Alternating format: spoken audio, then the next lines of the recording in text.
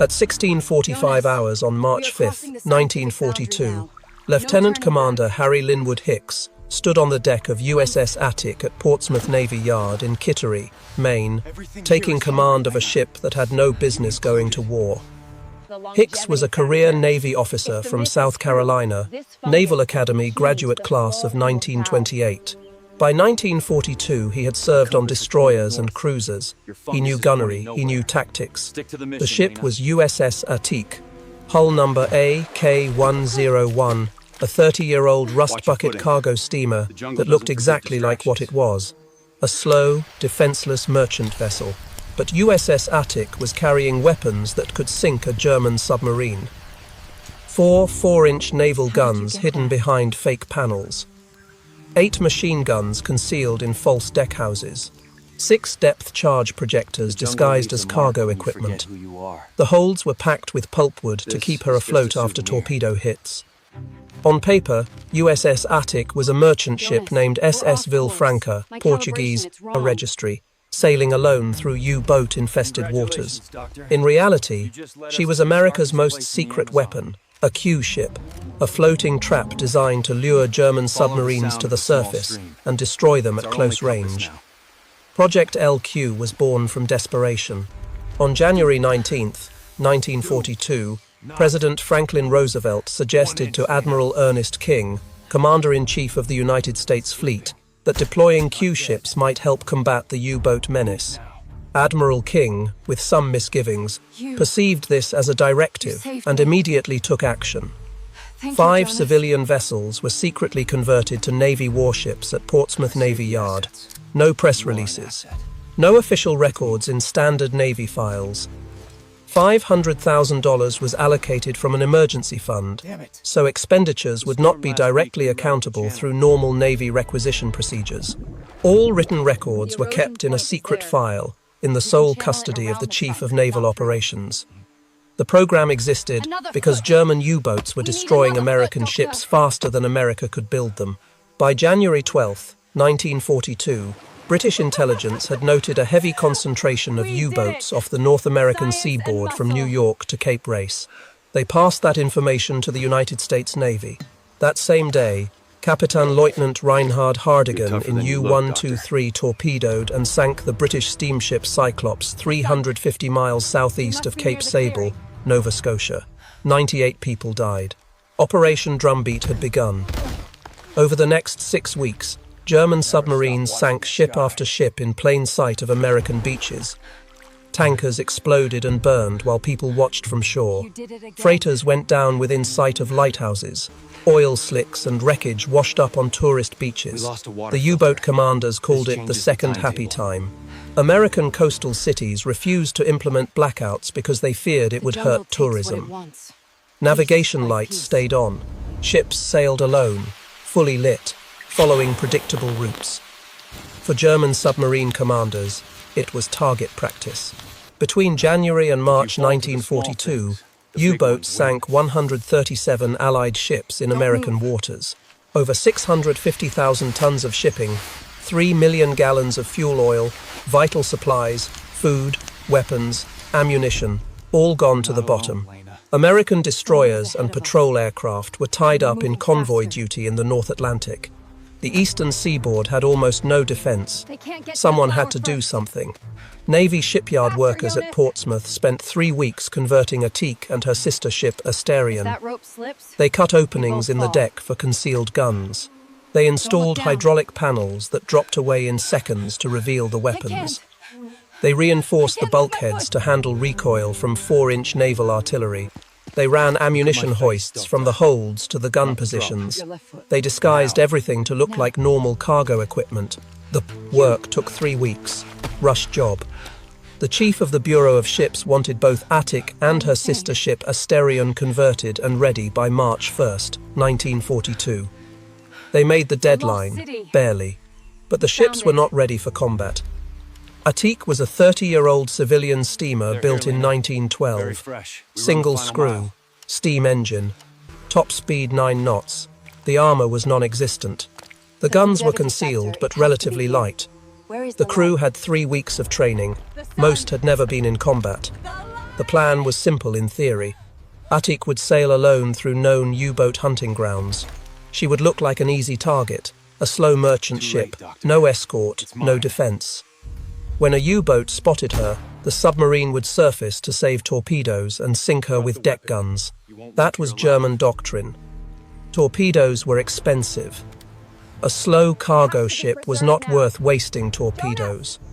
German commanders would surface, approach to short range, use their deck gun to finish off the victim. That was when Attic would drop her panels, reveal her guns, and open fire at point-blank range. Supporting destroyers were supposed to be nearby to help finish off the U-boat once it was damaged. That was the theory.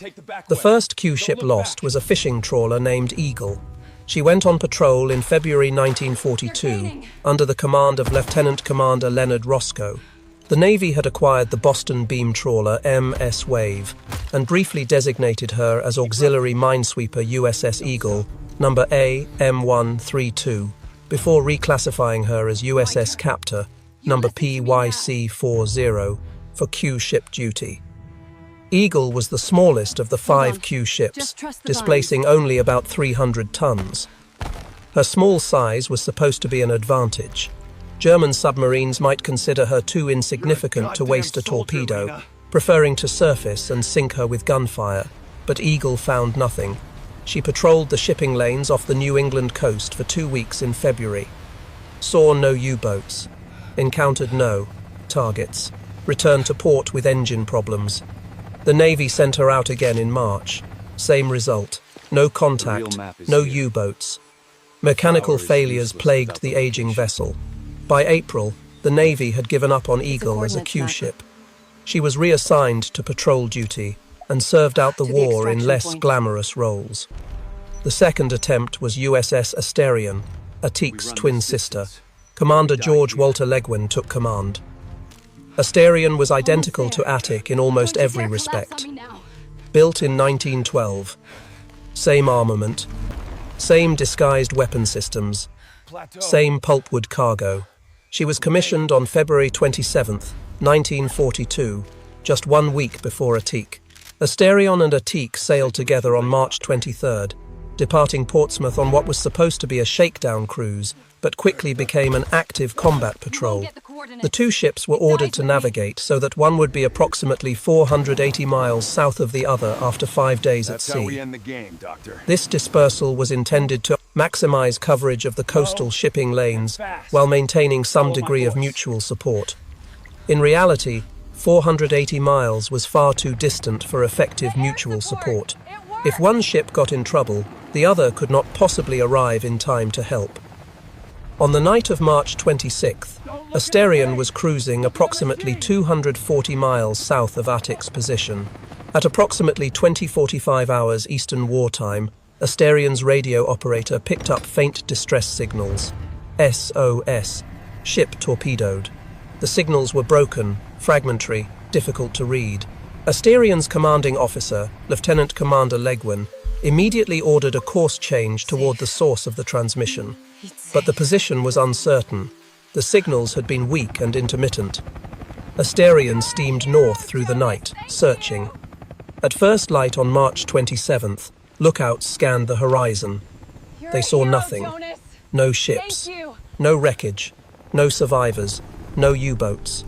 The ocean was empty. Asterion continued searching throughout the day, covering a grid pattern around the estimated position of the distress call. At 1400 hours, they found debris, small pieces of wood, cork floats, an empty life jacket, oil slicks. The wreckage was scattered over several square miles. There was no way to identify what ship it had come from. It could have been any of dozens of vessels sunk in recent weeks. Asterion searched until dark, found nothing else. Legwin faced a decision: continue searching or resume his assigned patrol. He chose to resume patrol. Asterion was supposed to be hunting U-boats, not conducting search and rescue operations. Other ships could handle that mission. Legwin took Asterion back to her assigned area and continued the Q-ship mission for another 4 days. She saw no U-boats, encountered no targets. On March 31st, Asterion received orders to return to port. The Navy was starting to realize that Project LQ was not working.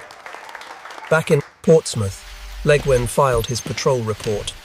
He mentioned the distress call and the wreckage. Intelligence officers compared his report with other information. They concluded that the distress call had probably come from USS Attic. Asterion had been the closest ship to Attic when she was attacked, but Asterion had been too far away to help. By the time she reached the area, Attic had been gone for 12 hours. The wreckage Asterion found might have been from Attic, or it might have been from one of the other ships sunk that week. There was no way to know for certain. The third ship in Project LQ was USS Big Horn, a tanker converted to look like a civilian oiler. She sailed in April 1942 under the command of a Navy captain. Big Horn spent 6 weeks at sea. No U-boat contacts. She returned to port in May with nothing to report. The program was failing, not because the Q ships were ineffective, but because U-boats were learning to be cautious. German submarine commanders had fought British Q ships in World War I. They knew the tactic. They knew that some merchant ships were armed. By March 1942, German intelligence had warned all U-boat commanders to be wary of suspicious-looking cargo vessels sailing alone in convoy routes. Lieutenant Commander Harry Linwood Hicks knew the odds. He had been briefed on the program. He knew that British Q ships in World War I had mixed success at best. He knew that Project LQ was experimental. He knew that 4 previous Q-ship patrols had produced 0 U-boat kills. He knew that Attic was slow, barely armed, and vulnerable. But Hicks believed in the mission. Hicks was born in Kentucky, grew up in a small town, joined the Navy in 1926. He worked his way up through the enlisted ranks before attending officer candidate school. He served on destroyers and cruisers. He knew gunnery. He knew tactics.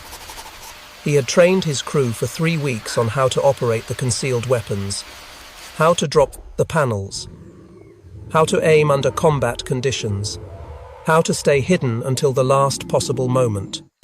The crew of USS Attic consisted of 141 men, officers, petty officers, gunners, engine room crew, deck hands. Most were in their 20s, some were teenagers, a few were in their 30s. They came from every part of America, farm towns, industrial cities, coastal communities. Some had been in the Navy for years, others had enlisted after Pearl Harbor. They all knew they were sailing into danger. On the morning of March 23, 1942, Attic cast off from Portsmouth Navy Yard at 1300 hours. The weather was clear, cold, north wind. Attic looked exactly like an old cargo steamer. Rust streaks on the hull, faded paint, no visible weapons, no Navy markings. She flew no flag, just another merchant ship heading out to sea. Shipyard workers watched from the dock as Attic disappeared beyond the harbour breakwater. All anyone could do was wait. The Fiam Slashens Arado. Engagement happened on the night of March 26, 1942. Attic was cruising alone 300 miles east of Norfolk, Virginia. The sea was moderate, overcast sky, limited visibility. At 1700 hours, a lookout on U-123 spotted smoke on the horizon. Captain Lieutenant Reinhard Hardigan was on his second patrol off the American coast. He had already sunk 9 ships on this mission. His crew was experienced. They had been hunting for 3 weeks. They knew what to look for. Captain Lieutenant Reinhard Hardigan was 29 years old in 1942. Born March 18, 1913, he had originally trained as a naval aviator before injuries from a crash brought him to the U-boat service in November 1939. He took command of U-123 in May 1941. By March 1942, he was on his second patrol to American waters, and he had already proven himself as one of Germany's most effective submarine commanders. On December 23, 1941, U-123 had departed Lorient, France, as part of Operation Drumbeat. Admiral Karl Donitz, commander of the U-boat fleet, had selected only 5 Type 1X long-range submarines for the first wave of attacks against the American coast. U-123, U-130, U-66, U-125, and U-109. These boats had the range to cross the Atlantic, operate for weeks off the American seaboard, and return to France. Most German U-boats could not make that journey. The Type YX boats were larger, had more fuel capacity, and could carry more torpedoes than the standard Type 5-1 submarines that operated in the North Atlantic. Hardigan's mission was to penetrate close to New York Harbor and sink as much shipping as possible. On January 12, 1942, he sank the British freighter Cyclops off Nova Scotia, inaugurating Operation Drumbeat ahead of schedule. Over the next 3 weeks, he moved south along the American coast, sinking ship after ship. Tankers, freighters, cargo vessels. Most were sailing alone, fully lit, following predictable routes. American coastal cities refused to implement blackouts. Navigation lights remained on. For U-boat commanders, it was almost too easy. Hardigan later wrote in his patrol log that it was unbelievable how unprepared the Americans were. The entire coastline was lit up like a carnival. Ships were silhouetted against the glow of coastal cities. On his first patrol, Hardigan sank 9 ships totaling 53,000 tons. He returned to Lorient on February 9, 1942, and was awarded the Knight's Cross. After refitting and resupply, U-123 departed on March 24 for a second patrol. Hardigan's orders were the same. Hunt American shipping. Sink everything possible. Conserve torpedoes when feasible by using the deck gun on smaller, defenseless targets. Return when ammunition or fuel ran low. When U-123's lookouts spotted Attique on the evening of March 26th, Hardigan studied the target through his binoculars. Old cargo steamer. Single funnel. Slow speed. No escort. No defensive armament visible. Exactly the kind of ship that was not worth wasting a torpedo. Hardigan decided to shadow the target until conditions were optimal, then surface and attack. Standard procedure. Save the torpedoes for more valuable targets. U-123 followed Attic for hours, staying submerged, staying out of sight. Watching. Waiting. At 1937 hours, Hardigan gave the order. U-123 surfaced. The submarine moved to firing position, range 700 yards. Hardigan fired 1 G7E torpedo. The torpedo struck Attic on the port side under the bridge. The explosion was massive. Fire erupted from the cargo holds. The ship listed slightly to port. Men could be seen running on deck. A lifeboat was lowered on the starboard side.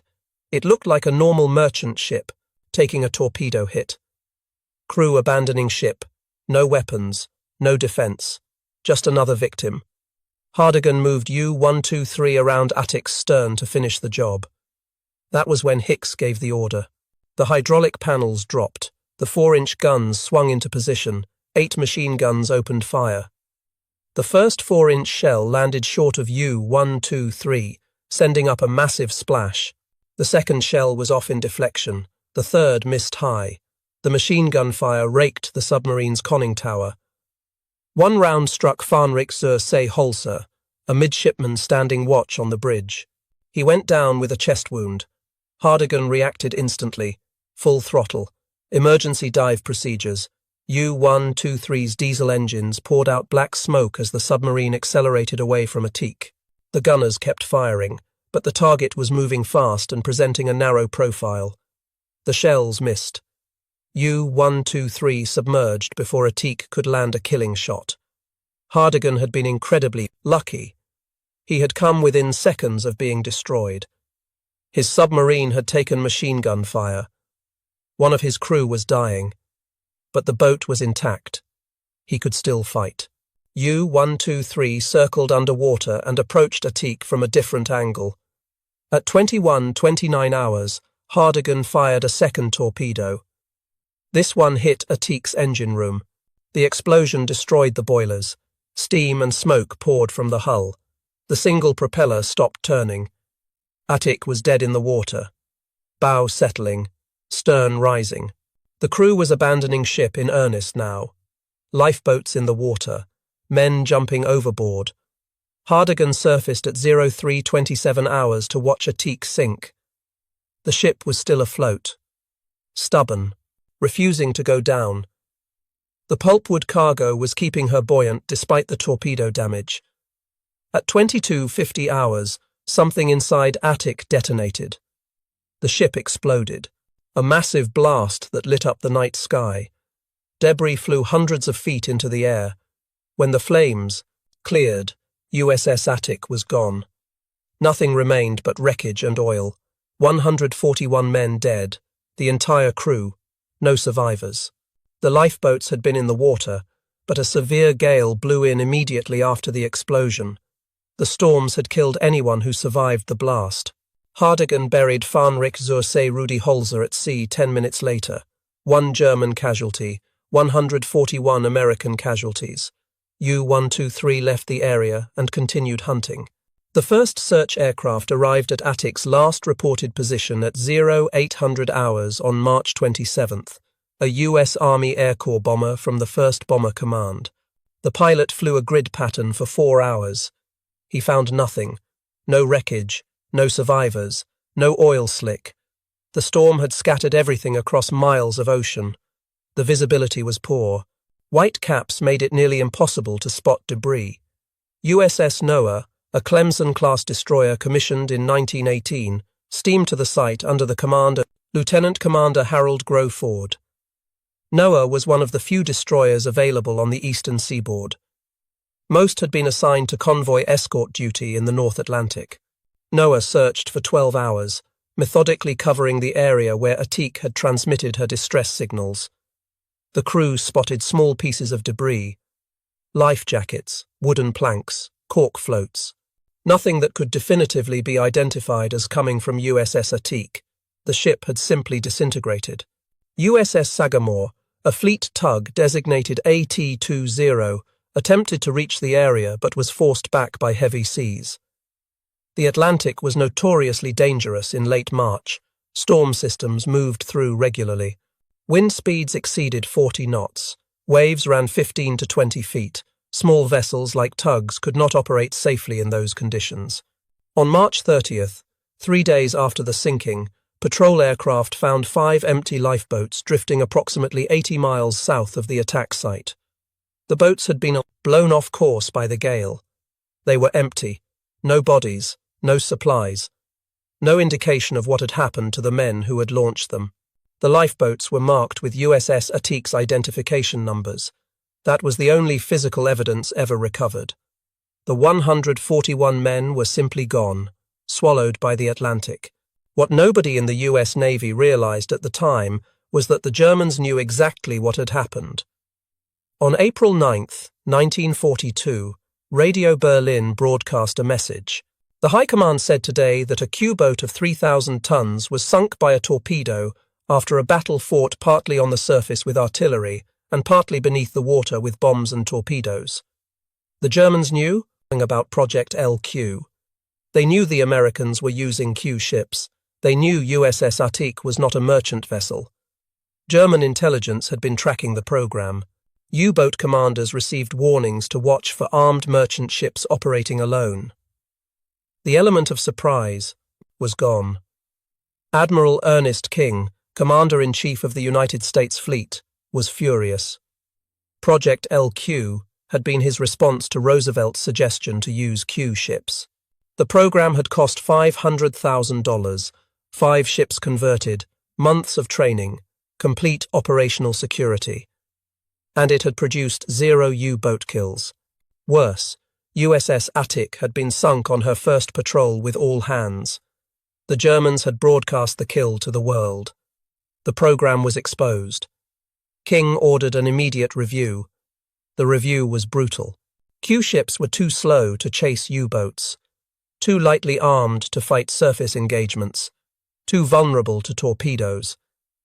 The crews had inadequate training. The doctrine was flawed. German U-boat commanders were too experienced to fall for the trap. Supporting forces were too far away to help when Q ships got in trouble. The whole program was a waste of resources. King ordered all Q ship patrols suspended. USS Asterion was recalled from patrol in April 1942. USS Bighorn completed one more patrol in May and was reassigned to cargo duty. USS Eagle was decommissioned. USS Captor was sent to the Pacific, where she served as a patrol vessel but never engaged an enemy submarine. The only Q ship that saw any real action was USS Anacapa in the Pacific, and she almost sank 2 American submarines by accident when they entered her patrol area without proper identification. By August 1942, Project LQ was over. Then the Germans started noticing something strange. In May 1942, U-boat losses began to increase. 3 submarines were sunk in American waters. In June, 5 more went down. In July, 7 submarines were destroyed. The kills were not from Q ships. They were from destroyer escorts, patrol aircraft, and improved convoy tactics. The United States Navy had learned.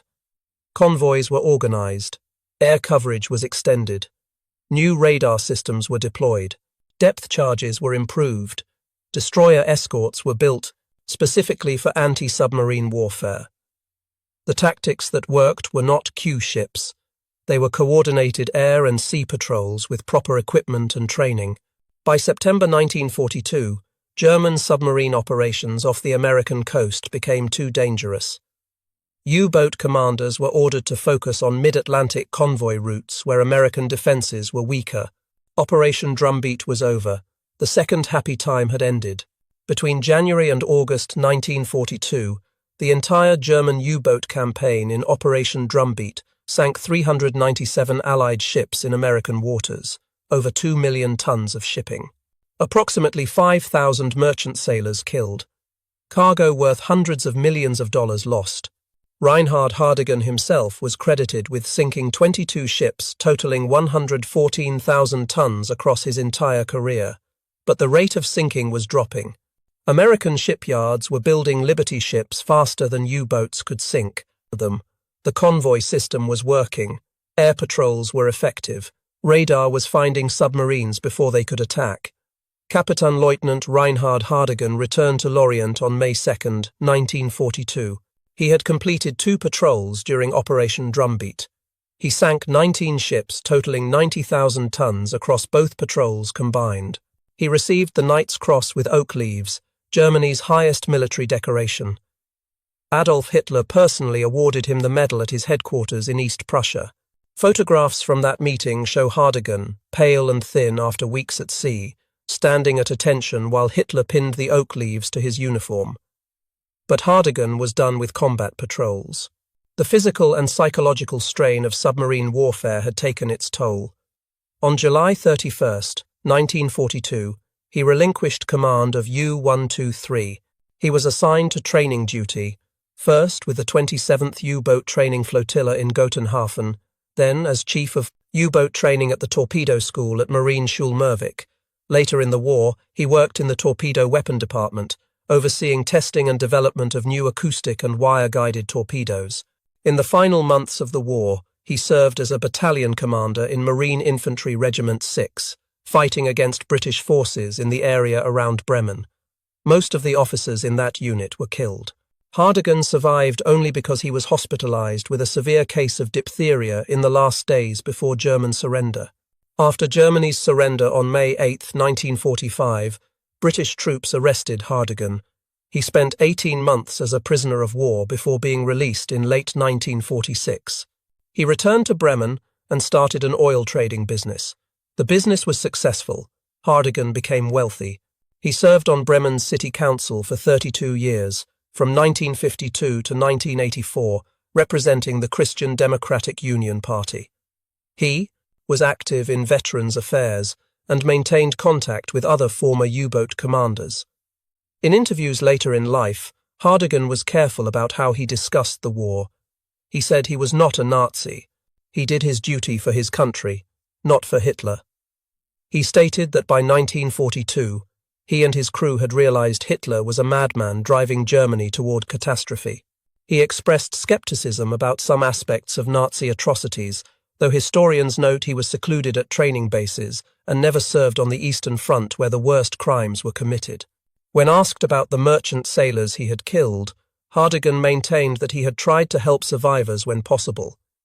He claimed he provided food and navigation directions to lifeboats. He ordered neutral ships to pick up survivors. He believed in fighting honorably even in submarine warfare. Historical records partially support these claims.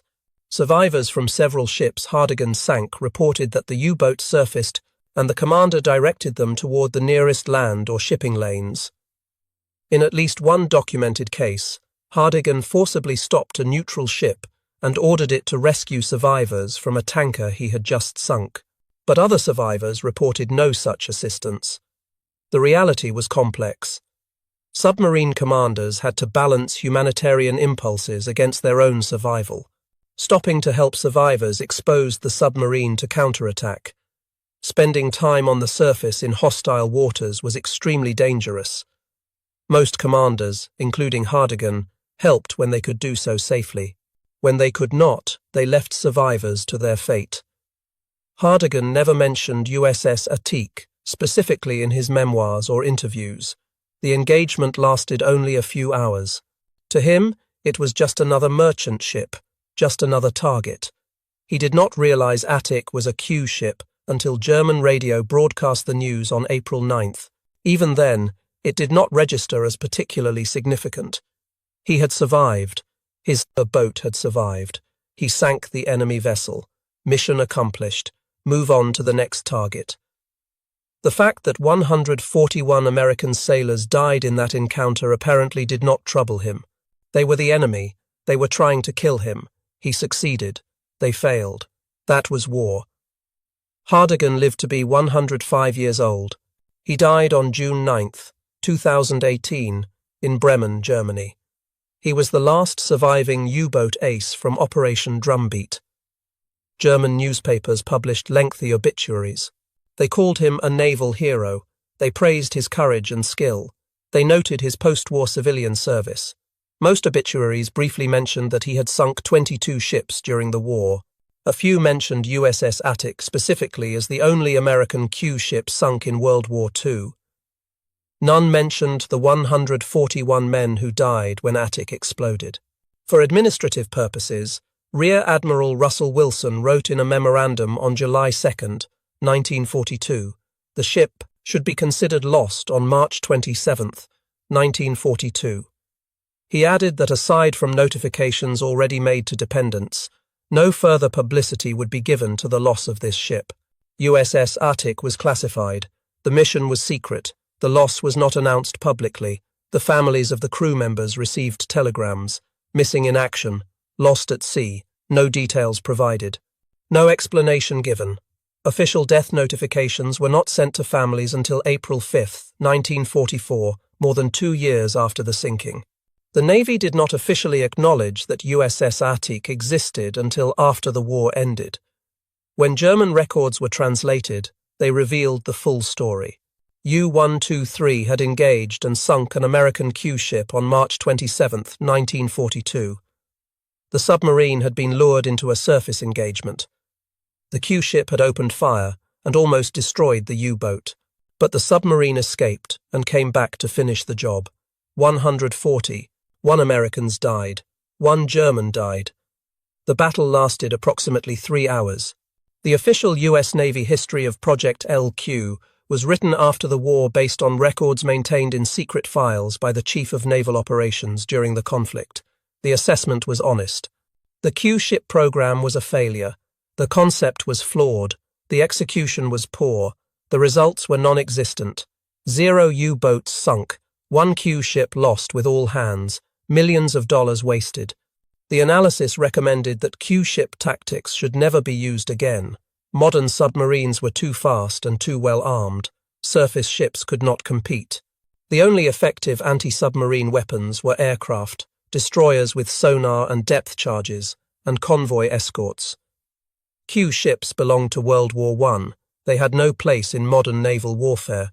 The fundamental problem was that Q ships required submarines to surface and close to gun range. That tactic had worked in World War I when submarines had limited battery and capacity and spent most of their time on the surface. But by World War II, Submarines had better diesel engines, larger batteries, and could remain submerged for extended periods.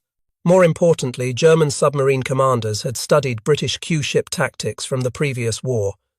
They knew the signs to look for: a ship sailing alone in dangerous waters, no escorts, suspiciously good condition for a supposedly civilian vessel, crew that seemed too disciplined, unusual handling characteristics. German standing orders by 1942 explicitly warned commanders to be cautious of potential Q-ships. When in doubt, attack from maximum range with torpedoes. Do not surface. Do not close to gun range. Do not give the enemy a chance to surprise you. Hardigan had violated those standing orders when he engaged Attic. He surfaced. He closed to 700 yards. He planned to use his deck gun, and he nearly paid for that decision with his life and his boat.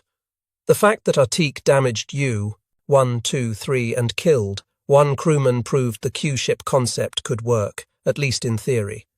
But one damaged submarine was not worth the loss of 141 trained sailors and an entire ship. The mathematics were brutal. Project LQ consumed resources that could have been used more effectively elsewhere. The 5 ships required crews totaling over 500 men. Those sailors could have manned destroyer escorts or patrol craft. The 5 ships required fuel, ammunition, supplies, maintenance, and port facilities. All of those resources were desperately needed for other purposes in early 1942. The $500,000 spent on Project LQ could have funded other anti-submarine programs, improved depth charges, better sonar equipment, additional patrol aircraft, training for escort crews. Any of those investments would have produced better results than Q ships. Lieutenant Commander Harry Linwood Hicks was never found. His body was not recovered. None of the crew were recovered. The explosion that destroyed USS Attic left nothing behind. No remains, no personal effects, just wreckage scattered across miles of ocean. The Navy listed Hicks and his entire crew as killed in action on March 27, 1942. They are commemorated on the tablets of the missing at various military cemeteries. Their names are carved in stone, but they have no graves. They rest somewhere on the bottom of the Atlantic Ocean, 300 miles east of Norfolk, Virginia. The exact location of the wreck is unknown.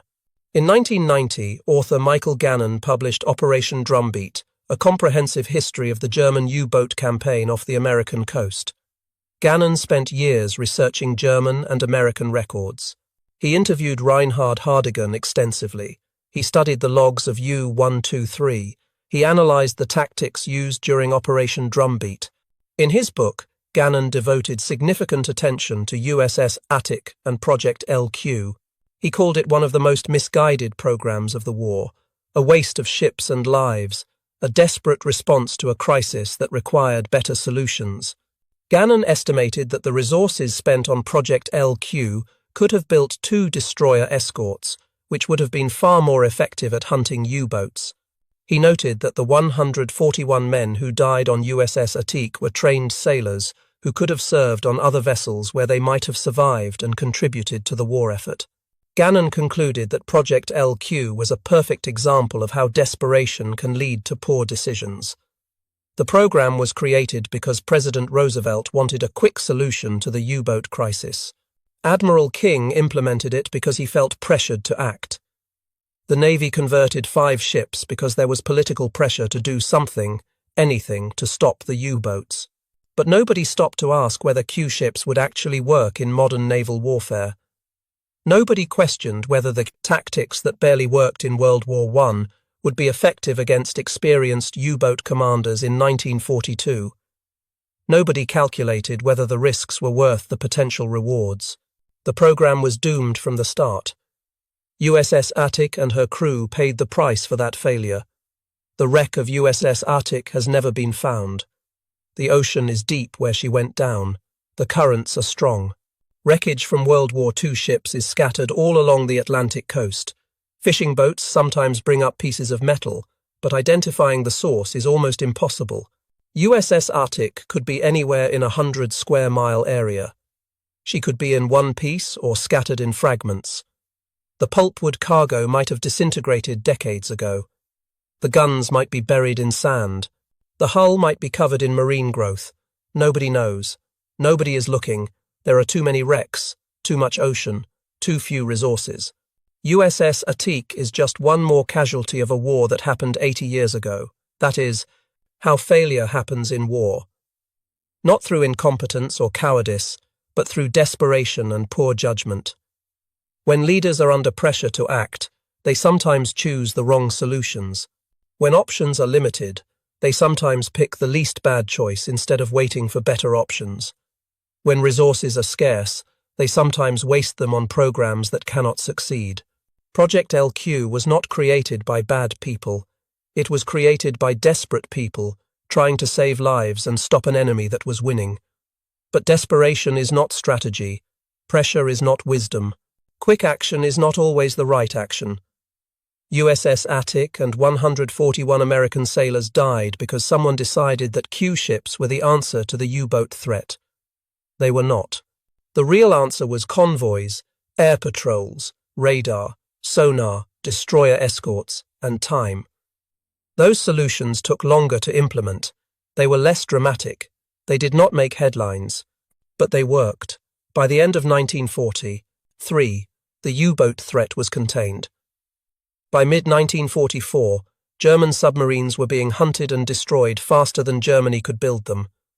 The Battle of the Atlantic was won, but USS Attic and her crew never saw that victory. They died in March 1942, 3 months into America's war, sailing a ship that never should have gone to sea, fighting an enemy with tactics that never should have been used. What worked against the U-boats was not clever deception or traps. What worked was systematic application of technology, tactics, and resources. Convoy escort became standard by mid-1942. Every merchant ship crossing the Atlantic sailed in organized groups protected by destroyers, destroyer escorts, and corvettes. The escorts were equipped with sonar, depth charges, and increasingly effective radar. They worked in coordinated teams, sharing information, covering each other's blind spots. When a U-boat attacked a convoy, it faced immediate counterattack from multiple ships. Air coverage extended farther and farther into the Atlantic as new long-range patrol aircraft entered service. The consolidated B-24 Liberator bomber, modified for maritime patrol, could fly nearly 2,000 miles from base. These aircraft were equipped with radar that could detect surfaced submarines from miles away. They carried depth charges and could attack U-boats before the submarines even knew they were there. The so-called Atlantic Gap, the area in mid-ocean beyond the range of land-based aircraft, shrank month by month as new air bases were established in Greenland, Iceland, and the Azores. By late 1943, there was no gap. Every convoy had air cover throughout its entire passage. Escort carriers, small aircraft carriers built on merchant ship hulls, provided air cover even in the middle of the Atlantic. These carriers were exactly what Project LQ should have been. They looked like merchant ships. They sailed, with convoys. But instead of trying to trick U-boats into surface gun battles, they provided aircraft that could hunt submarines from above. The escort carriers worked. They sank U-boats. They protected convoys. They were worth every dollar invested in them. Technology improved rapidly. Sonar became more accurate. Depth charges became more powerful. Hedgehog and squid anti-submarine mortars could fire patterns of charges ahead of the attacking ship, increasing the chances of a hit. Radar improved to the point where it could detect periscopes and even submarine snorkels.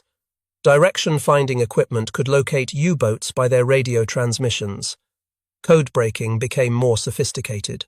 By mid-1943, Allied intelligence was reading German naval communications regularly.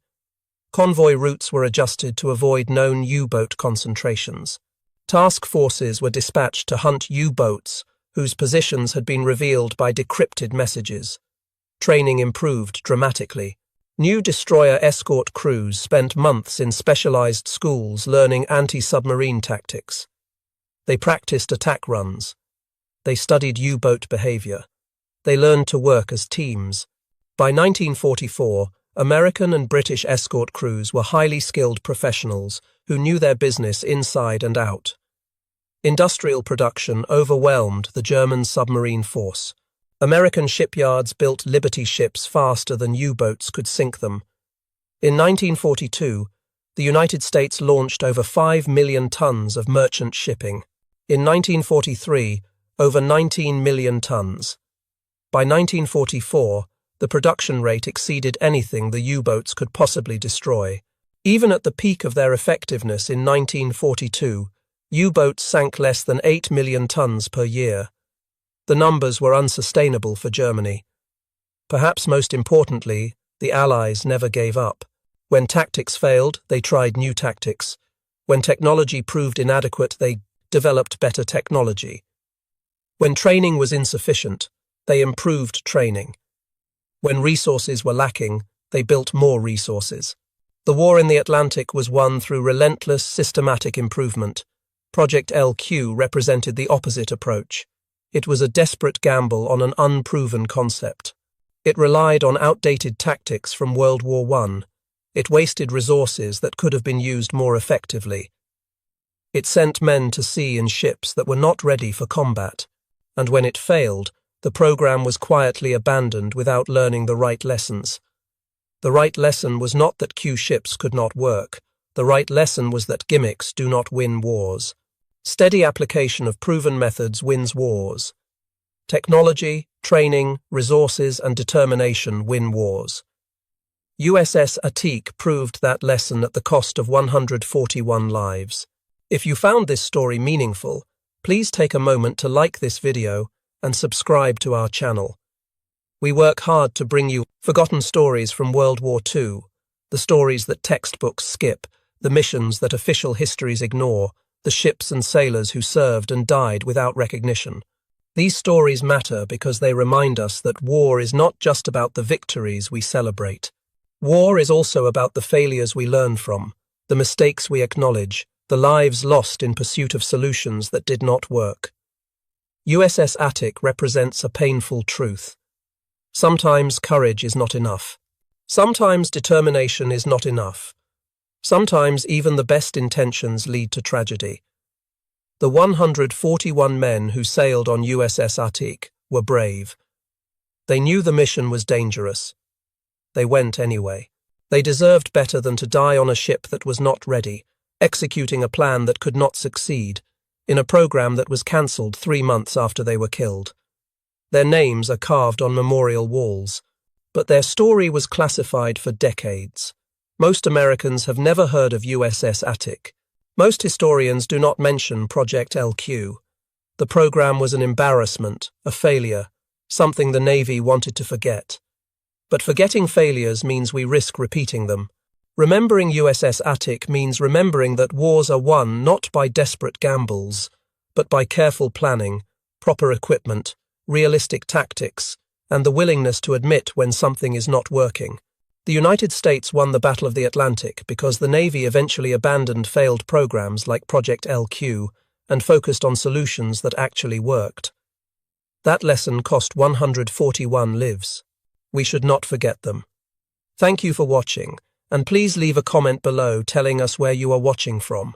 Our community includes history enthusiasts from every corner of the world, and we appreciate every single one of you.